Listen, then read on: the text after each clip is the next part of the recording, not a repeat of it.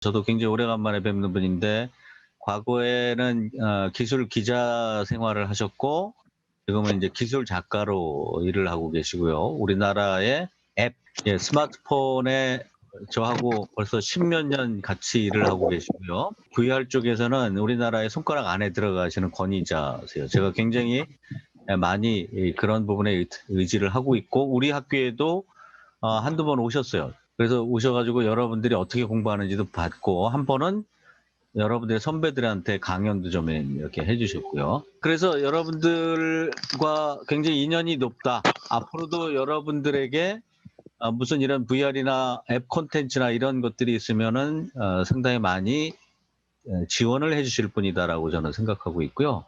아무튼 계속 그렇게 될 겁니다. 그리고 오늘을 통해서 서로 얼굴과 인사를 나누고 저 강릉원주대학교 멀티미디어과 학생입니다. 그러면 다른 학생들보다는 훨씬 더 여러분들에게 자세하게 해드릴 겁니다. 자, 일단은 인사 나누시죠. 우리 최필식 작가님 모셨습니다. 여러분, 자, 인사 네, 나누세요. 안녕하세요. 안녕하세요. 안녕하세요. 안녕하세요. 안녕. 예, 여러분, 그러면 좋은 강연 많이 듣기 바라고요. 시작해 주시죠. 네, 안녕하세요. 이런 줌으로 뭔가 강의를 하려고 하니까 굉장히 생소하고 낯선데요. 오늘은 여러분들께 가상현실은 왜 현실이 되는가라는 주제로 그 가상현실에 대한 아주 기본적인 몇 가지 중요한 사안들을 좀 설명을 드릴게요. 오늘 강의를 하는 데 있어서 몇 가지, 그러니까 뭐 가상현실 시장에 대한 어떤 시장 전망이라든가 이런 거는 제가 말씀을 드리지 않을게요. 왜냐하면 사실 지금 가상현실 관련 전망이라든가 이런 데이터들이 실제로 굉장히 부정확합니다. 그러니까 이게 어느 정도 정확한 데이터가 있거나 시장 전망이 맞는 뭐 그런 추론이 좀 괜찮은 데이터가 있다면 여러분들께 소개를 드리겠는데, 아직 그 정도까지의 분석이 정확하게 되고 있는 상황은 아니어서 가상현실에 대한 가장 기본적인 이해를 돕는 내용으로 몇 가지를 정리했으니까 되도록 빨리빨리 진행을 하도록 할게요. 일단 가상현실에 대한 뭐 나중에 정의는 좀 더 뒤에 하겠지만, 기본적으로 가상현실을 이해하는 데 있어서 중요한 거는 데이터입니다. 여러분들이 생각하는 거는 왜 데이터지라고 생각을 할 텐데, 실제로 가상현실의 가장 근간이 되는 것은 데이터라고 생각하시면 좋을 것 같고요. 그러기 위해서 이제 왜 데이터가 그 가상현실에 기반이 되는지 그 과정을 좀 알아야 되겠죠. 그래서 이제 그 이전에 아주 오래전부터 우리가 데이터를 처리해 왔던 그런 기본적인 컴퓨팅 개념을 좀 설명을 드릴게요. 사실 여러분들이 다 아는 내용이긴 하는데 우리가 생각했을 때 지금의 데이터 입력과 아주 오래전의 데이터 입력은 조금 다르죠. 그러니까 예전에 이제 메인프레임이라고 그래서 어떤 사무실 한 공간을 전체적으로 차지하고 있었던 그런 컴퓨터에서, 지금은 여러분들이 노트북 같은 작은 컴퓨터를 쓰고 있는데, 사실 이 두 컴퓨팅 환경은 규모라든가 처리 성능이라든가 이런 거 다르지만 사실 데이터를 입력하는 방법은 똑같아요. 무슨 얘기냐면 여러분들이 어떤 데이터를 주고 그 데이터를 프로그래밍을 통해서 시스템에서 처리하고 그 결과를 받아보는 그런 구조는 변함이 없었다는 거죠. 이런 데이터를 처리하는 이런 컴퓨팅 환경이 이제 이 뒤에 모바일로 인해서 변하게 됩니다. 모바일 때는 어떻게 컴퓨팅 환경이 바뀌느냐, 여러분들이 어떤 데이터를 넣고 결과를 받는 것이 아니라, 여러분들이 그냥 어떤 행위를 하면 그것이 곧바로 처리가 돼서 어떤 결과로 나와요. 예를 들면 여러분들이 사진을 찍는다 했을 때 그거는 어떤 입력이 들어가는 게 아니죠. 뭐 키보드를 쳐서 데이터를 입력해서 사진을 찍어라 이렇게 명령을 치는 것도 아니고, 그냥 여러분들이 스마트폰을 키거나 폰을 열었을 때 그것을 처리해서 여러분들한테 결과를 보여주는 것이 모바일 시대에 변화된 데이터 처리 방법이에요. 근데 단순히 그렇게 데이터만 처리된 게 아니라, 사실은 데이터를 계속 수집하고 처리할 수 있는 모든 것들이 계속 실시간으로 이루어져야 되는 상황이 된 거죠. 그래서 데이터를 어디까지 처리하느냐, 여러분들의 몸에 있는 모든 신호까지 지금은 데이터화돼 있고, 그것을 데이터로 처리할 수 있는 디바이스들 여러분들은 갖고 있어요. 스마트폰도 마찬가지고 스마트워치도 마찬가지고 모두 이제 모든 것에서 이제 나오는 모든 데이터를 처리해서 그것을 뭔가 어떤 결과를 만들어내기 위해서 계속 이제 데이터를 처리하고 있는 거죠. 근데 이런 데이터를 처리하는 게 단순히 여기서 끝나느냐? 그렇지 않아요. 인제는 모든 사물에서 나오는 데이터까지 처리하고 있고, 그런 사물에서 나오는 데이터를 처리하기 위해서 인제 더 중요한 이런 데이터들이 많이 모여서 인제 빅데이터들이 형성이 되죠. 문제는 이렇게 굉장히 많은 데이터를 처리하는데 사람이 프로그래밍으로 처리할 수가 없어요. 그러니까 지금 작년 엔비디아 그 데이터 사이언티스트에 의하면 사실 전 지구인이 프로그래밍을 할 줄 알아도 지금 전 지구에서 1초에 쌓이는 1초마다 발생되는 데이터를 처리할 수 없다라고 얘기를 해요. 그만큼 많은 데이터가 나오고 있고 이런 데이터들을 좀 효율적으로 처리할 수 있는 시스템이 필요한 거죠. 그래서 나온 것이 사실은 AI예요. 물론 여러분들도 AI가 어떤 역할을 하고 있는지는 잘 알겠지만 AI가 사실은 그 데이터를 처리하기 위한 학습을 하는 것에서 끝나는 게 아니라 사실은 그 학습을 끝내고 난 결과가 자체가 프로그래밍이 되는 거죠. 물론 우리 인간이 만들었던 그런 프로그램하고 좀 다른 방식의 프로그램이지만 어쨌든 데이터를 자동적으로 처리하기 위해서 자동으로 처리할 수 있는 프로그램을 계속 작성하고 있어요. 물론 또 하나는 이제 그런 데이터를 처리하는 결과를 어떤 목적으로 이용할 것이냐가 가장 관건인데 우리가 지금 그 데이터를 어떤 목적에 의해서 결과로서 받아보기도 하지만 사실은 그 데이터를 가지고 또 다른 뭔가를 또 만들고 있거든요. 그 결과적으로는 그 데이터가 지금은 이전 같으면은 여러분들이 볼 수 있는 어떤 결과치로 봤을 텐데 사실은 그 데이터를 가지고 세상을 만들고 있기도 해요. 어 뭐 너무 어렵게 생각하실 필요는 없고 여러분들이 사진을 찍고 그 사진들을 수십 장을 모아서 하나의 공간에다 넣어 놓으면 사실은 그것도 모델링이 되고 있고, 여러분들의 스마트폰을 가지고 뭐 여러분 그 실내 어딘가를 이렇게 그 AR이라든가 이런 부분으로 계속 처리를 인제 데이터를 만들게 되면 그 데이터가 쌓여져서 하나의 공간 지도를 만들게 되죠. 그래서 이런 것들이 사실은 실제로 지도로 만들어지고 있는 거예요. 그러니까 실제 가상 세계에서는 우리가 생각하지 않았던 실제 세계에 어떤 데이터들이 계속 쌓이고 있고 그것들을 또 처리하는 시스템이 만들어지고 있는 거죠. 근데 문제는 이렇게 인제 AI가 만든 데이터를 인제 그런 가상 세계를 보기 위해서는 인터페이스가 필요해요.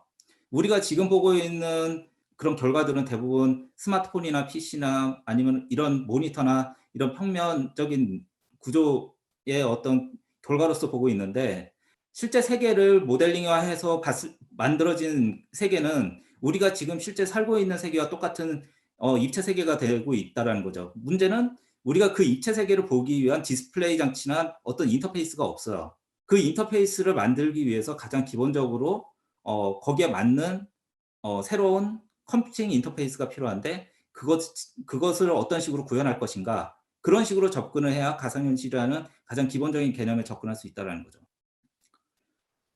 인제 우리가 처음에 컴퓨터가 처음 나왔을 때 우리가 그 기본적으로 아까 얘기했듯이 가장 기본적으로 우리가 데이터를 넣어야 결과를 받아보는 시스템이었고, 그다음에 모바일이 들어갔을 때는 우리가 데이터를 직접 넣지 않아도 우리가 어떤 계산식의 데이터를 넣지 않아도 결과를 받아볼 수 있는 플랫폼이 됐잖아요.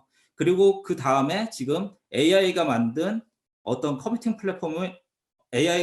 컴퓨팅 세계를 또 볼 수 있는 차세대 컴퓨팅이 필요한데 그것이 무엇이 될까라는 인제 가장 궁극적인 질문이 여기저기서 나오기 시작한 거죠. 그럼 여러분들은 스마트폰을 가지고 그런 AI가 만든 입체 세계를 볼 것인가? 그거는 뭔가 많이 불편하지 않겠어요? 역시 거기에 맞는 새로운 플랫폼이 필요하다고 그래서 지금 여러 기업들이 AR이나 VR이나 이런 걸 가지고 인제 차세대 컴퓨팅 플랫폼을 만들어 보자라고 그래서 그쪽으로 목표를 하고 있는 기업들이 몇 군데가 있죠. 그리고 인제 대표적으로 그런 이야기들을 하고 있는 기업 중에 하나가 이제 마크 주커버그가 AR이나 VR이나 이쪽은 인제 넥스트 차세대 메이저 컴퓨팅 플랫폼이 될 것이다라고 지난해 이제 오큘러스 커넥트 6에서 정식으로 발표를 했습니다. 그럼 이제 여러분한테 이제 한 가지 이제 여러분들이 고민을 해야 되는 건 뭐냐면 VR은 진짜냐 가짜냐라는 이제 논쟁이 있을 수 있어요. 근데 대체적으로 지금까지의 여러분들이 이해했던 VR에 대한 이야기들은 대부분 저건 가짜를 가지고 어떤 공간을 만든 거 공간을 만든 게 아닌가라고 얘기를 할 텐데 실제 VR에 대한 그런 문제를 한번 진지하게 고민해 볼 필요는 있거든요. 예를 들면 뭐 실제 뉴욕 상공을 찍은 이제 360도 영상인데 이거는 여러분들이 생각했을 때 가상을 찍은 게 아니잖아요. 실제 도시의 이미지를 우리가 영상으로 이제 360도 영상으로 볼 수 있도록 만든 시스템인데 이런 것들을 과연 가상으로 우리가 가상이라고 얘기를 할까? 그렇게 얘기를 할 수는 없죠. 이거는 엄연한 실제 공간의 모습이고 우리가 기존에 알았던 그런 가짜라고 인식이 될 수 있는 가상에 대한 개념으로 이야기를 하는 거는 문제가 되는 부분이에요. 그래서 가상현실을 좀 다르게 정의를 한다면 실제 물리적인 현실을 복제하거나 완전히 다른 형태로 구축해 그러니까 인간의 감각을 시뮬레이션하는 디지털 기술이라고 이해하시는 게 좀 빠를 것 같아요. 왜냐하면 기존에 있는 가상현실의 정의를 지금 설명을 드리자면 개념이 많이 바뀌어 있고 또한 적용될 수 있는 범위라든가 그 기술적 그 한계들이 많이 달라졌기 때문에 과거의 정의를 지금에 와서 얘기하는 것보다는 지금의 정의를 지금의 상황을 새롭게 정의하는 게 더 맞는 부분이긴 해요.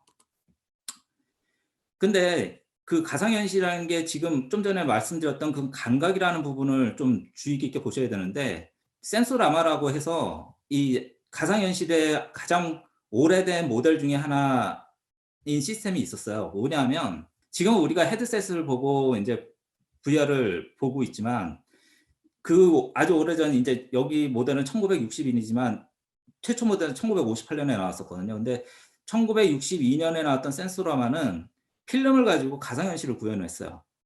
근데 이때 가상현실을 어떻게 구현을 했냐면 저 의자에 앉아서 머리를 디밀고 두 개의 망원경 같이 생긴 그 광학 렌즈를 보면 안쪽에서 3D 영화가 계속 재생이 되거든요.